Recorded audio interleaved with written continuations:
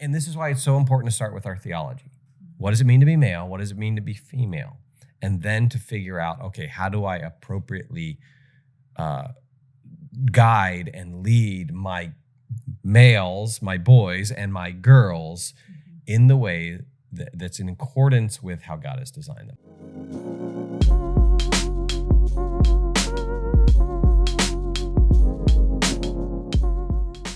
Hey guys, welcome back to the Maven Parent Podcast, where we try to help Christian parents think about parenting through a Christian worldview, and then just to help you navigate culture with your kids, the training of our kids. So that's why we're here. And actually, we are in the third part of a series that we've been doing on gender identity, what it means to be male and female. And today we're going to talk about some real practical things. We're getting real practical on things you can do with your kids, read with your kids, things you can read for yourself. And so that's what we're going to accomplish today. Yeah, and before we jump into the practical stuff, let's maybe do a review of the last two episodes. And we've decided to dedicate a few episodes to this. And I know that we're going to be talking more about this in future episodes as well, because we are, and I'm sure you are, seeing that this is becoming or has become a major issue in the culture. And it's everything from laws that are being passed by our politicians and government leaders, all the way down to your kid who goes to school with another, junior higher or high schooler or even elementary age kid who they hear, this friend of theirs or this classmate is transitioning. So there's so much gender confusion in the culture, and there are explicit lies that are being told by the culture. In fact, that's the first thing that we did two episodes ago. Just said, hey, let's just take the gender identity confusion and this lie that you determine your own gender, identity, and you disconnect gender identity from biological sex, and let's untangle from that. And I think that's often one of the first steps that we have to take when we're trying to engage the culture and we're trying to navigate the culture, is just untangling from some of the lies. We also talked about a second lie, which is differences mean that one of the genders, male or female, has to be inferior. And so therefore we have to affirm like some kind of full equality, which means there are no differences. And in our culture, you hear all kinds of voices wanting to erase any kind of gender distinctives. And we, I think, concluded that not only does it not mean that one gender is inferior if you say there are differences, but actually we go beyond that. The biblical worldview goes beyond that and says these gender distinctives, these gender differences are good. Genesis chapter 1, after God makes that distinction, he says it's good. And so that was the second lie. And then we looked at what does it mean to be male and female, looking at the biblical picture in Genesis 1 about God creating us in his image, creating us male and female, and then even looking at the Hebrew words and what they communicate about our general orientation as male and female, and laid out some of those distinctives. So that's where we've come. If you haven't listened to those two episodes, those are going to be very helpful. And of course, they're a precursor to what we're talking about today, because what we want to really get into is, okay, we've thought carefully about this stuff. We've tried to apply a biblical worldview to this issue of gender and gender identity and biological sex and what it means to be male and female. We always then want to move to the practical stuff. Okay, how do we make this become part of our family? Do we just sit the kids down and do we lecture them on, gender or, male and female? Yeah. And this, I think, is an important part of the discussion because, well, sometimes we want to just go straight to the practical and say, okay, there's all this stuff going on. Just tell me what to do with my kid. And so we don't want to rush there because we want to think carefully about the ideas because then that is the natural outworking then of what we do. The ideas that we hold will come out in what we do. Ideas have consequences. Yeah. We live at the mercy of our ideas. So it's vital that we think through that. I think you're right to highlight that sometimes we just get overly practical or run right to the practical. Give me the 5 things I can do now. And we end up short-circuiting our impact if we don't think carefully about these things too. Yeah. Yeah. So, but then as parents, we want practical things. What can I do? And so we want to offer some positive things, some things that you can do as a parent to build a really solid foundation in your kids of what it means to be male and female, what it means to be made in God's image, how we should think about our bodies, how we should think about, how men and women should work together, all those sorts of things. So, and these are actually practical steps that you could use even if you're not a parent, if you're a grandma or grandpa, like Erin, like she's a grandma, or if you are a Christian educator, if you are a youth worker. I mean, I think a lot of these practical steps have some broad application.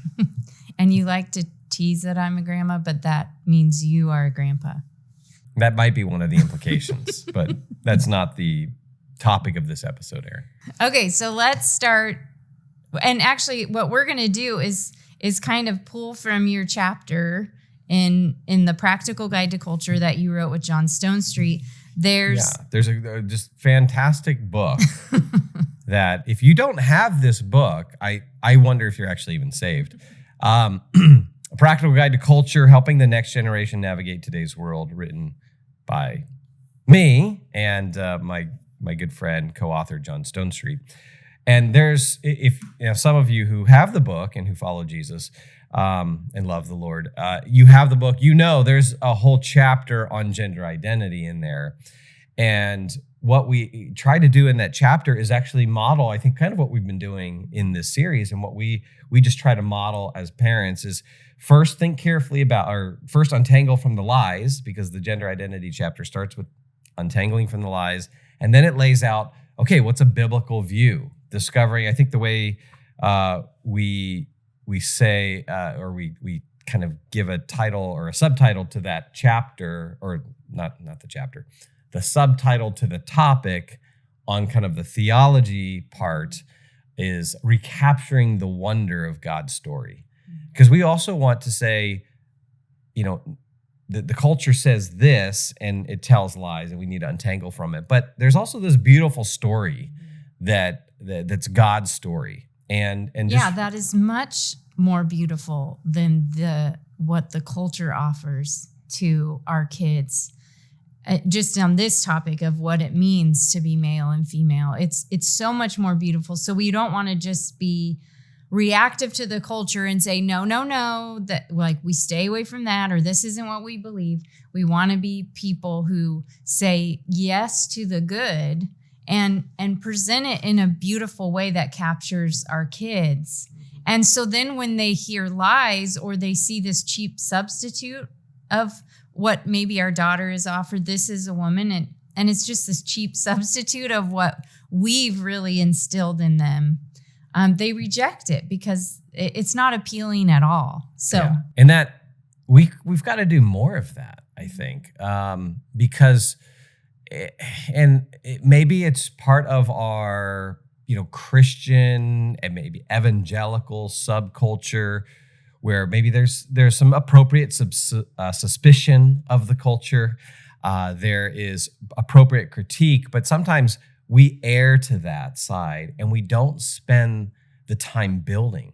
Like there's a lot of critiquing and tearing down, but we don't spend the necessary time building up. And so, anyway, that's why this chapter is just so powerful and helpful. Okay. But then we get into what we call action steps. And so we're just going to go through some of these action steps that are in the book. We lay out 8 of them. I think we can probably make it through all 8 of them in this episode. Well, we have to, because we're not doing another episode on practical steps. So the first step that we list in the book when it comes to this issue is really looking at the individual who's struggling with gender dysphoria. And action step number 1 is let God move you to compassion for men and women and boys and girls who struggle with gender identity issues. And, most of what we do is focused on equipping the church and trying to equip Christian adults to equip the next generation. But we don't want to leave out, I think, this issue because you and I are going to be running into individuals, and our kids are going to be running into individuals that struggle with their gender identity, who are in the midst of transitioning, or whatever it might be. And this could be close friends, but it could be your barber. Even I actually had a barber who was a transgender individual, and so we need to make sure that in this entire discussion that we are modeling for our kids, that we actually are compassionate and loving and gracious, and remembering that the gender dysphoria that people experience is the result of Genesis 3, a world that has been corrupted by sin. Sin has broken the world, and there's just brokenness and hurt and woundedness and pain all around us. And when you look at some of the stats on transgender individuals, the percentage of transgender men and women who attempt suicide is like 41%, which the general population, I believe, is 6%, 4% or 6%. And just looking at that drastic discrepancy, 41% who attempt suicide, that tells you that there's some hurt, there's deep hurt and woundedness. And so whether it's a family member, a friend, a coworker, whoever, we need to really model for our kids, not just the truth side of things, but just the grace and the compassion and the fact that Jesus loves those individuals. And just going back to our theology, those individuals are made in the image of God and have inherent, intrinsic dignity and worth. Yeah. I think this part of discipleship of our kids, the modeling, is what is so impactful. Like, I know for myself, you just, as a kid, you remember things you see your parents doing.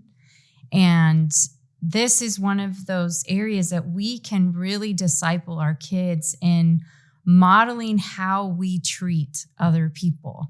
And there's just no question, you are going to have people who struggle in this area eventually in your circles, even if it's maybe on a TV show your family watches or it's going to come up.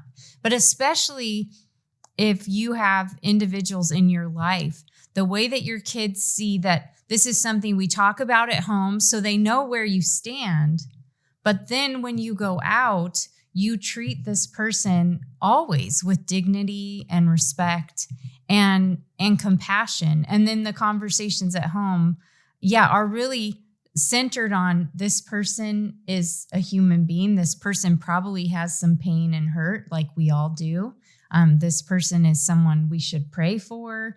These sorts of modeling things, I just think can be some of the most powerful stuff we do as parents. Yeah, and I think then it also helps us, we don't have to worry then when we speak truth, because sometimes I think there's this hesitancy to speak truth very directly about these issues because we don't want to give the wrong impression, and it's well-intentioned. But if our kids see that we love people and we're treating them graciously, and that we would be happy to welcome in a struggling transgender individual and love on them, if our kids see that, then I don't think we have to worry about boldly speaking the truth as well, because they get to see that just fleshed out. Just as Jesus came in truth and grace, right? John 1:14, we get to, incarnate that, if you will. We get to live that out. We get to flesh that out for our kids. So this is just something, a very practical way our kids can see us modeling the truth, our theology, our Christian worldview when it comes to the transgender individual. Yeah. And I think here's where, so let's talk about this for a minute, because sometimes our instinct as parents, when we have young kids, is maybe to shield our kids from this sort of thing.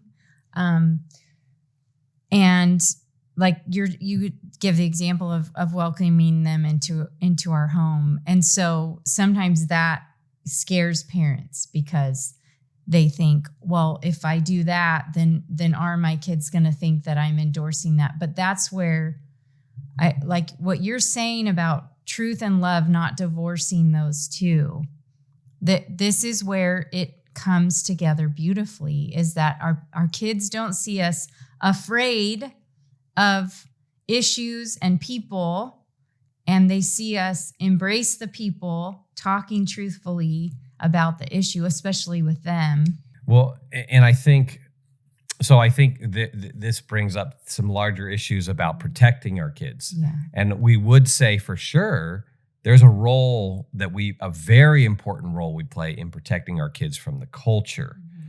So while if I had a transgender neighbor or friend or family member and might have them over for dinner and love them, and that's different than saying, okay, and therefore then I will let my kids be on social media and follow trans influencers and that kind of thing. That would be a different take. So there's I think there's some I guess ways that we need to be careful when we think about that. So in the example that we're talking about here, having someone in our house, one of the key differences there is that we're walking through it with our kids, and versus the social media example, they're alone in their room scrolling through something where maybe they're not equipped to see necessarily or navigate that on their own. So there is appropriate protection at times, and at the same time, though, modeling as much as we can for our kids. And we're not afraid of the culture. We're not afraid of the culture's ideas, and we're not afraid of the arguments that the culture presents for these ideas, because we're confident in the truth.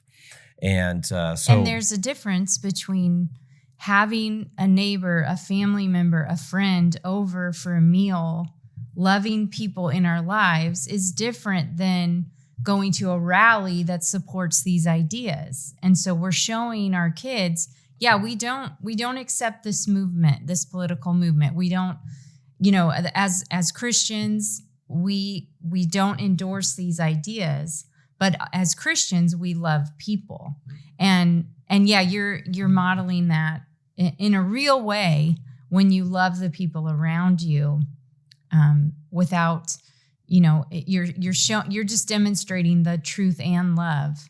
That is so, I think it just puts handles on it for the kids when you talk about the ideas, but then we model what that looks like in real life. Yeah. And so let's, I think maybe the way we will promote the resources that we've kind of gathered here is just as with some of these points, we have some really good resources. So on this particular topic, if you want to do some more study and really understand this issue, the transgender issue, much better, I would encourage you to get Ryan Anderson's book entitled When Harry Became Sally, Responding to the Transgender Moment. And it's actually been a book that has been recently banned by Amazon. So you're going to have to go outside of Amazon, if you still shop at Amazon, and find this book. But it's a great book. It is well researched. Ryan spent a couple of years just working hard at looking at all the data, and he's written a book that is filled with truth and yet compassion. It's a very compassionate look at this. And one of the things I think that's very helpful is, he talks about the different ways that this is influenced. Gender dysphoria is influenced by biological factors as well as environmental factors. And so you may have, for instance, a young boy who is maybe more on the feminine side, not as athletic, or these kinds of things, can get teased by other boys. So kind of based upon his own physiology, gets teased and experiences some gender dysphoria, and that could be part of the cause. Or, and Ryan talks about a story where there was a mom who had been abused, I believe sexually, by a man in her life, and kind of projected some of that on her young son and treated his sister differently. And it created some gender dysphoria in him, just environmentally growing up in this, where he felt like to be loved, he needed to be more like his sister. And then how actually some talk therapy was very helpful in that. And this is what we talked about in that first episode, is where when we have things that we're struggling with mentally, we that's what we treat. We treat the mind, not the body. So anyway, great resource is Ryan Anderson's book. So get that. Okay, I think we've spent enough time on action step number 1. Okay, number 2, talk to your kids about gender. Just make this a God-centered conversation in your home from the beginning when they're little. And okay, let me pause. Okay. And just ask you kind of a follow-up question. I'm just thinking of what someone out there might be wondering. Like, so are you saying this has to be a sit-down, formal conversation where we say, okay, kids, now let's talk about gender?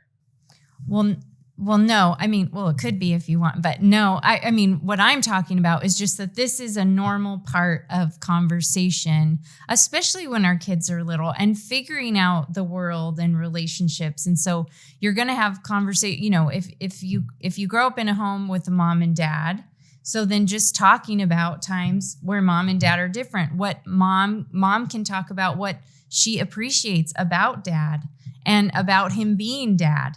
And dad can do the same. And that instills the child's formation of, oh yeah, mom and dad are different. Maybe mom and dad do different things, or maybe they just see mom and dad working together to help the family function. And so just having conversations like that. So that is just part of, I guess, kind of, that should be just part of the culture of a family. And I think that's one of the most effective ways really to influence our kids and young people is by developing a healthy culture. So in the culture of our family, this is just something that's natural that we should highlight these gender distinctives. Oh, hey, mom does that really well because that's how God has made moms. They're just, they're so nurturing. Like when you fall down, off your skateboard and you scrape your knee up or your elbow up. Yeah. Why do you generally go to mom? Because dad usually says, "Oh, tough enough," and there's no compassion. And mom don't will say give there's you no a hug. compassion. That is a false narrative. That is a false dichotomy. There's such little compassion that they don't feel it. There's compassion in a different way. It's male compassion. No, you're right. There is much more compassion, generally speaking, with mom in this household. And so, but to narrate that for our kids, to highlight that for them, say, why do you go to mom? And instead of being like, why do you always go to mom? And kind of receive that as rejection. Well, you don't come to dad. Well, maybe that's because God has made moms to be more receptive, to be, they just have a natural tendency to be more compassionate and merciful, to receive in, right? That's that Hebrew concept. And then not only to recognize it, narrate it, make it explicit, but then to say, let's thank God for that. Let's thank God for momness or femaleness and how he's designed moms. And that just being something that as a family, you recognize, and as it becomes more natural for us to do it. And again, let's think about the single parent out there, because I know some of you are single parents. You might be saying, well, I don't have that opportunity. Yes, you still have that opportunity, but maybe it's with an uncle or an aunt or a grandma or a grandpa or someone in the church or a youth leader or something like that, to still be able to highlight that. Or if it's between siblings, looking at the kids and saying, hey, Micah does this really well. And part of that is, who God has made him and just some of that, initiative that God has given men to take or those kind of things. Mm-hmm. Yeah. And I think about being okay with having conversations at home that the world might say, the culture might say, oh, that's really sexist or like these conversations that we're not allowed to have in the culture anymore. Feel free to have those in your home. And I guess I'm just thinking about times where I can think about my daughter coming to me in tears, and her brother and his friends were being rough and, and hurting her feelings, and just her saying, boys are so dumb and they're so mean, and, these types of things. And then how I've used those times as conversations of, well, boys aren't, well, sometimes they can be mean. We can all be mean, but it's just, this is how boys interact. Your brother's punching you all the time because boys relate that way. They like to punch, wrestle, do all these things. So your brother isn't necessarily trying to upset you. He's actually probably just trying to relate with you. And same thing with the boys. Our boys, talking to them about, your teasing is getting on your sister's nerves. She's more sensitive to this stuff than you are. And so you have to respect that about her. It's just a part of who, and these kinds of conversations are important times, I think, of just talking through how we are different, and that's okay. And we have to learn to relate to one another. And so, it's not these sit down lectures with your kids. These gender things are going to come up. And so, using situations for that, pointing out things when you observe it and think about it, and just using life really as a teaching time with our. Yeah. Okay. And so really what we're talking about is teaching our kids a theology of gender, a theology of maleness and femaleness. And, theology, what is theology? The study of God. It's the most important study we can undertake with our kids.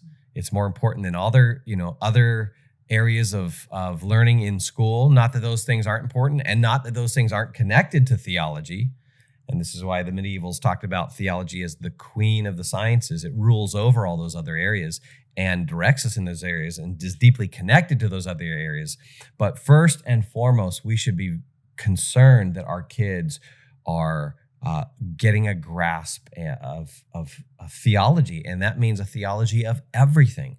So a theology of gender, and we've got some resources. Why don't we highlight some of the resources for this one? Well, are we going to highlight the Glenn Stanton one for Yes. this one? Okay. So Glenn Stanton wrote a book called "Secure Daughters, Confident Sons."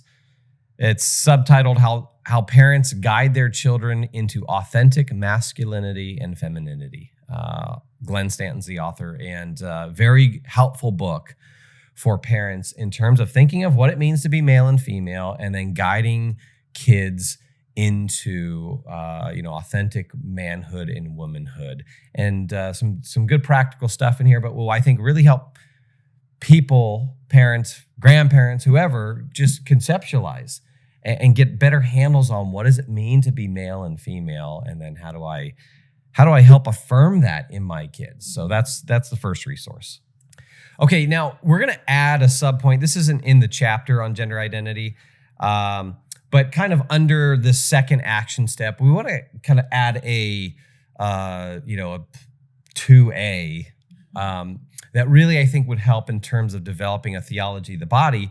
But here's one of the things I think we want to very practically do with our kids is we want to help them to love their bodies. And this is just the culture that we're in, that we have to explicitly say this and think about this, because you have this growing percentage of kids who are feeling discomfort with their bodies and then are told by the culture not to love the body that God has given them. And so we've got to be explicit. And as we develop that theology of the body, affirm that it's good, the body that God has given them and has designed is good, and to love that body. Mm-hmm.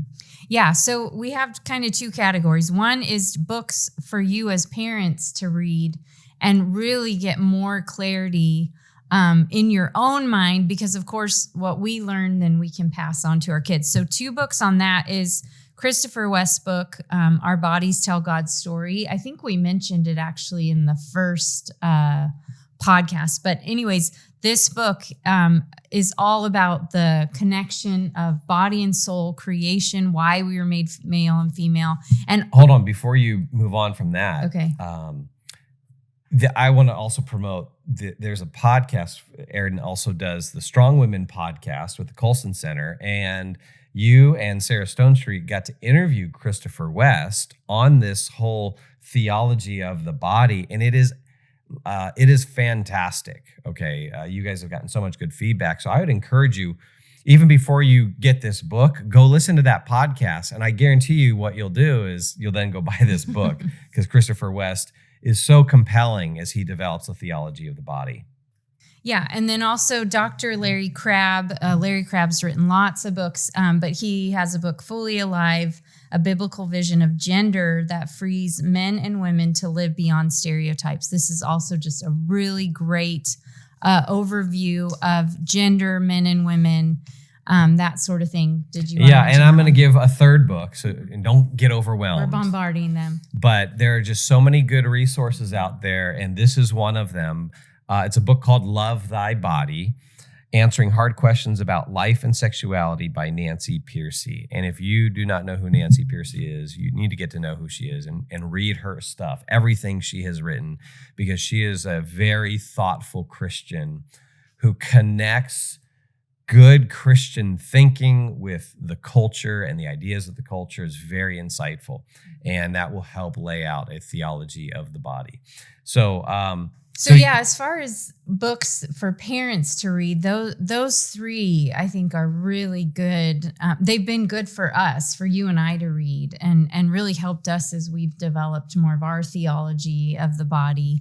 As far as books to read with the kids, there's a really good series. We think it's a good series called God's Design for Sex, and this is where, you're broadening your category. So it is kind of how you can walk through teaching your kids about sex, but it's also the whole picture of sexuality, of our design, men and women. And so they have a 4-book series. I think it's 4. We have 1 through 4, but it starts with the story of me, and then before I was born, but it just goes through in a really healthy biblical view of our bodies and our sexuality and how we were designed and how God made it this way, and it was good. And so, yeah, it goes all the way up to like a junior high, early high school age, facing the facts, the truth about sex and you. And it's all just helping you to read these books and have really open conversations and start early with just, a comfortableness in the family of talking about our bodies, how we're designed, how our bodies are going to change as we go into adulthood, how all of these things are good. And so instead of shying away and being afraid to talk about it, or being embarrassed about it, or somehow even feeling shameful about it. Because I think there's a lot of parents who have their own brokenness in these areas, and they bring that in. This helps to facilitate. And sometimes I feel this of just we're in such an overly sexualized culture that you just want to protect your kids and just like, I just want to shield them from all of it.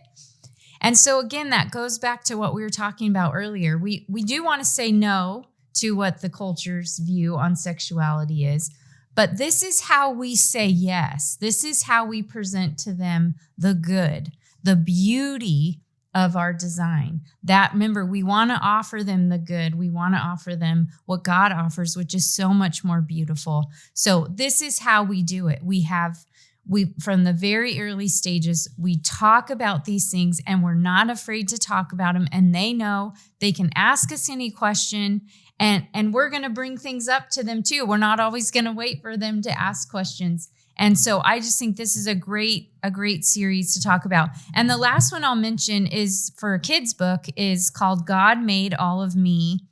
And from a Christian perspective, it just talks about how we can teach our kids to protect themselves and their bodies. And it's, I think, just a really healthy way to help kids set up boundaries, especially when they're in situations where we're not with them and things like that. So that I'll just throw that in. So what ages would you say God's Design for Sex series? Well, they suggest starting it at age 3. The first book says age 3 to 5.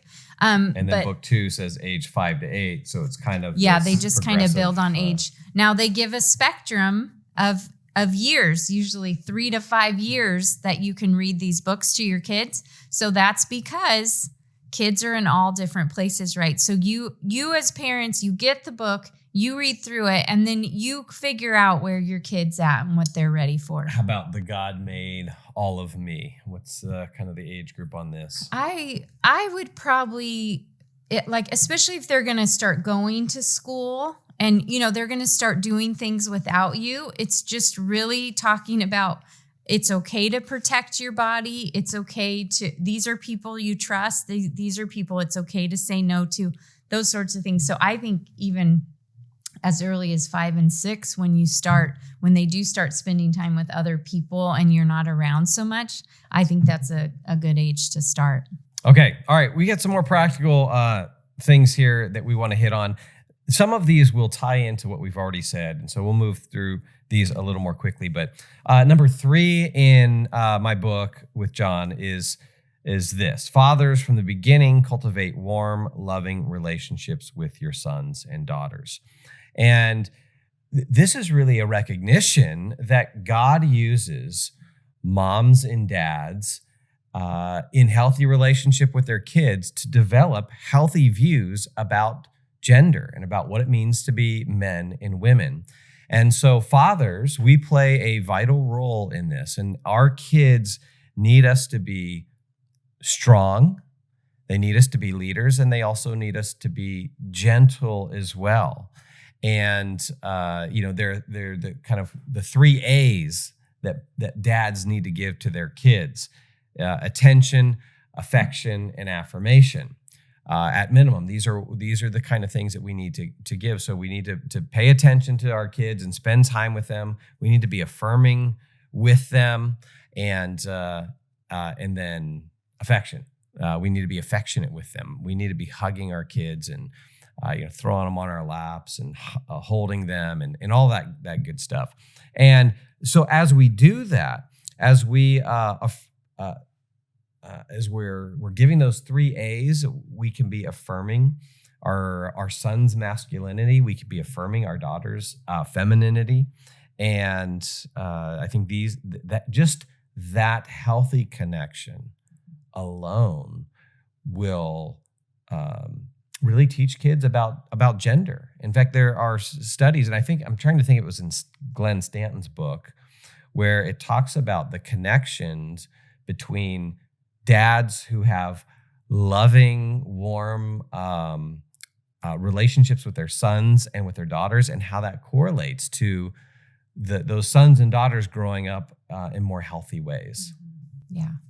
And the next one is for mothers. And mothers, it's to do a similar thing, which is to demonstrate strength, demonstrate kindness, demonstrate affection with both our boys and our girls, whatever God has blessed you with.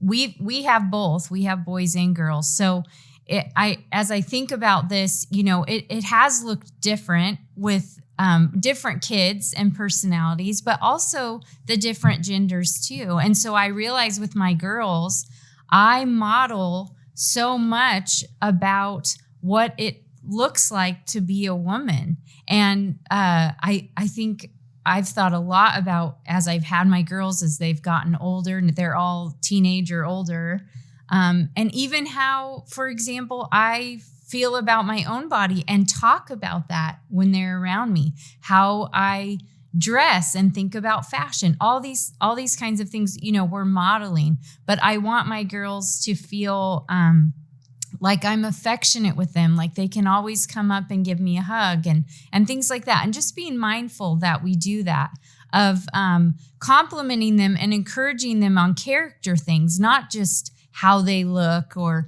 how they presented themselves in a situation. And with boys, yes, also being affectionate and not stopping that once they get bigger. That you can still, as a mom of a teenage boy, give them a hug and be affectionate and just keep nurturing that. Even if, of course, when they get older, sometimes they don't like to do that in public, and that's okay. But just that it's normal at home for family members to give each other hugs, to be affectionate, and mom's included in that, even with a teenage boy. And thinking too, just about as a mom, how I look at my boys, and I want my boys to feel like, especially as they grow and get older, that I respect them as men, as boys, as young men.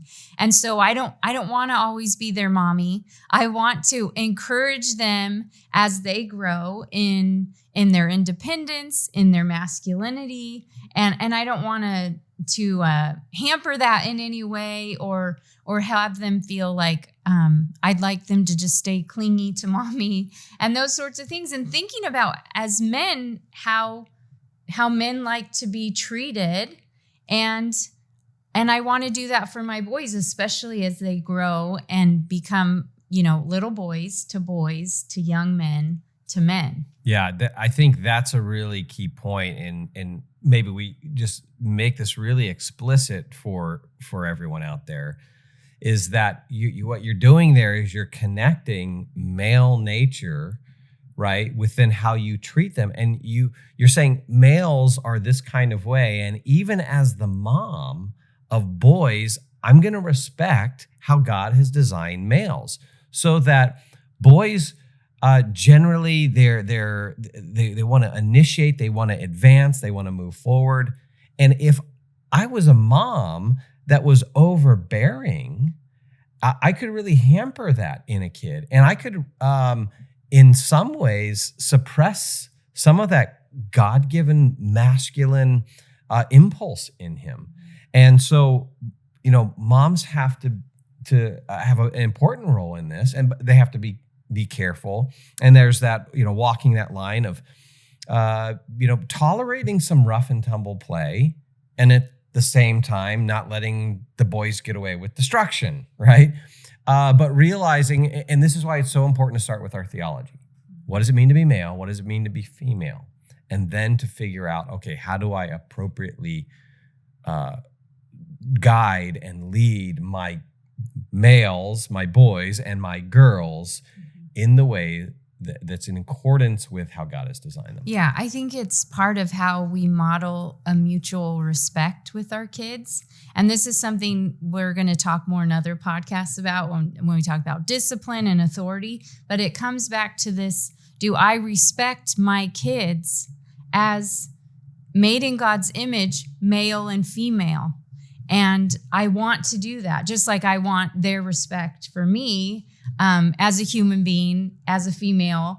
And so, yeah, just the mutual respect means that we respect the way our children are made. And we want to honor that and nurture that in them. We don't want to in any way make them feel like something's wrong with who they are as people. And I think too, going back to dads, just the impact that you as a dad can have on the girls as far as the confidence they feel in their own skin and who they are, and just how you can nurture not only how they should be treated by men, but also just that they have dignity and love because they are your girls, because they are female. You love that about them. And it means they can do all kinds of things, and you just encouraging and respecting them for that. Yeah. And then again, going back to the specifics of male and female nature, women who have this more of a posture of receiving and males more advancing, I as a dad think about that and I think, well, I need to take initiative with my girls to go hug them, and I love when I go take that initiative because the natural response is to embrace that and to receive that. But I as a dad want to be pursuing them in that. This is why I, as a dad, have taken the girls out and spent one-on-one time with them. And, when they're younger, we talk about going on dates together. Actually, even as we've established that, they even in their teenage years talk about going on dates with dad. One of our teenage girls said the other day, "Dad, you haven't taken me out on a date in a while." And so still wanting that because we've laid that foundation. It's just kind of what's expected. So roles of mothers and fathers, so vital. Mm-hmm. And if you're a single parent, you're just going to have to work hard to supplement that in various ways and figure out how, whether you're a single dad, figuring out, hey, who are some women maybe in the church or in my family who can really help model these healthy kind of relationships for the kids. Okay. Yeah, which I think leads well into the next point, which is that we as parents need to work hard to cultivate a healthy marriage. So you brought this into the book, Brett. Why did you bring in marriage as far as forming healthy gender identity in our kids? Well, God's design, right? Genesis 1, Genesis 2, man and women were designed to leave their families and cleave with one another and become one. And that is some of that stuff that we talked about, how men and women together image God best and give us a full picture of who God is. Well, that's built into the design of marriage. And so in marriage, I bring my maleness, Erin brings her femaleness. And when we have a healthy marriage, then we just model for the kids not only what a healthy marriage is, but what healthy maleness and femaleness is like. And we talked about earlier, just developing that culture is one of the most powerful, influential factors in our kids so that they just absorb healthy views of gender, of roles, of, all that stuff. Can I bring a practical example in before we move to the next point? Maybe. I don't know. You're saying that okay, like so I should I was thinking be about, a little wary here. I was thinking about how in our marriage we can demonstrate stuff like that. So is this an example that's going to make me look pretty good, or is it going to make me look bad? Because I just want to be ready for it. Well, I think it's actually make you look good. So maybe I should think of a different example.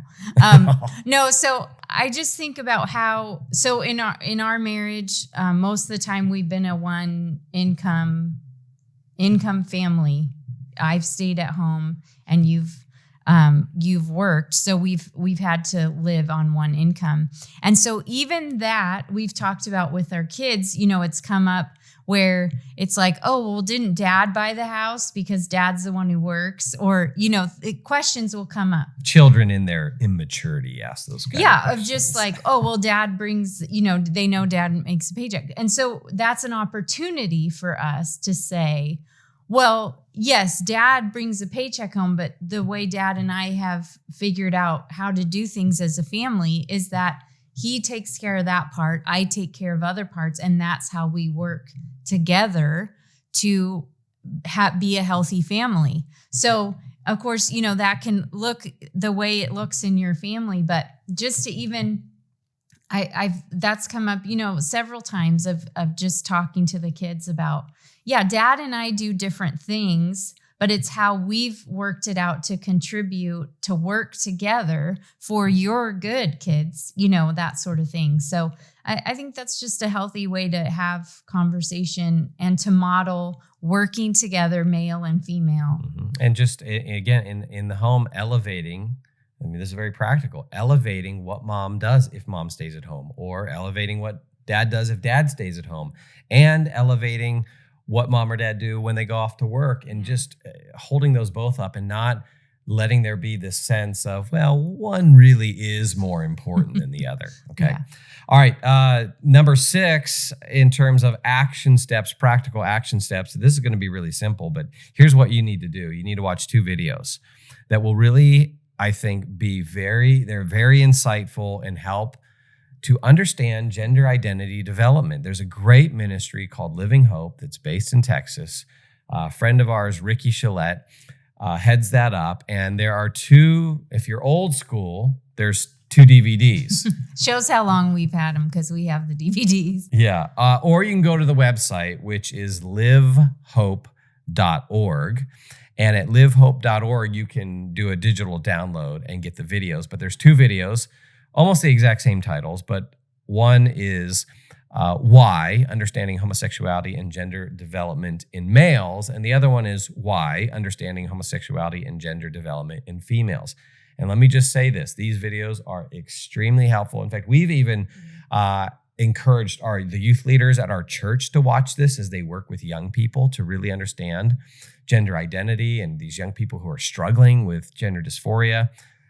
We'll just say, go watch these videos. They are very helpful and very powerful, and you can get those at livehope.org.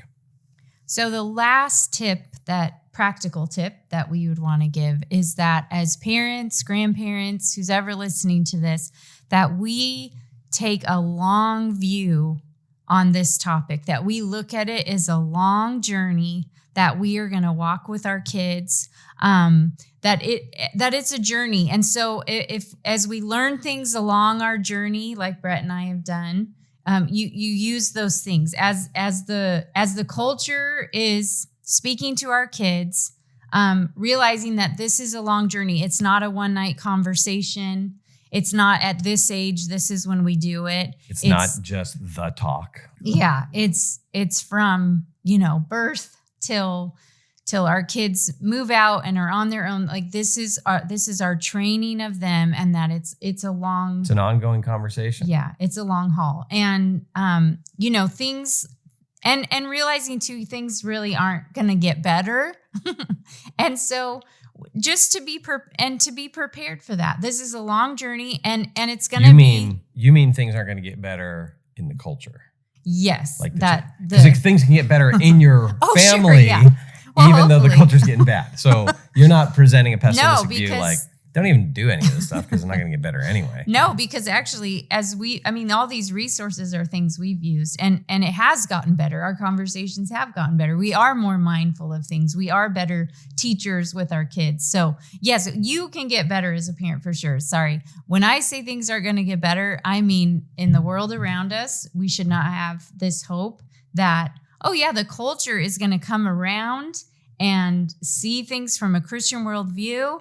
And no, we're seeing it just get worse. We're seeing things accelerate. Yeah. In fact, we may do a podcast just on the consequences of this, really to wake us up as parents. But we do need to take a long view culturally, is that from this point on, this is, for the foreseeable future, this is going to be something our kids wrestle with and they have questions on. And so, affirming and teaching what it means to be male and female, affirming those things are good, talking through gender identity and its connection to our biological sex and how God has designed our bodies is going to be necessary.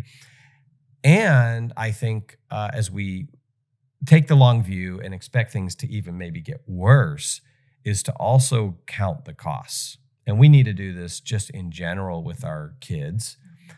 But to remind our kids, to talk to our kids about how following Jesus faithfully, bearing witness to his truth publicly, may cost us. It may cost us reputation. It may cost us nasty social media comments. It could be more serious. It could cost us our jobs and our livelihoods. It can cost us relationships with friends and family. Yeah, this is a divisive cultural issue. And so we need to remind our kids that sometimes there are some pretty heavy costs following Jesus faithfully. But to love people, we do these things. And to be reminded, sit down with your kids and maybe there's an example on the news channel about some transgender law, or some situation where a school teacher has been fired for not using the personal pronouns that a student wanted to use, right? This is a real case in Virginia a couple of years ago. Taking that example, and then sitting down with your kids and opening up scripture and reading to them John chapter 15, where it says, that Jesus says, if the world hates you, know that it hated me first, right? If you're persecuted, guess what? I was persecuted. And there's a healthy expectation that when we stand for the truth, no matter how loving we are, that the world will reject that.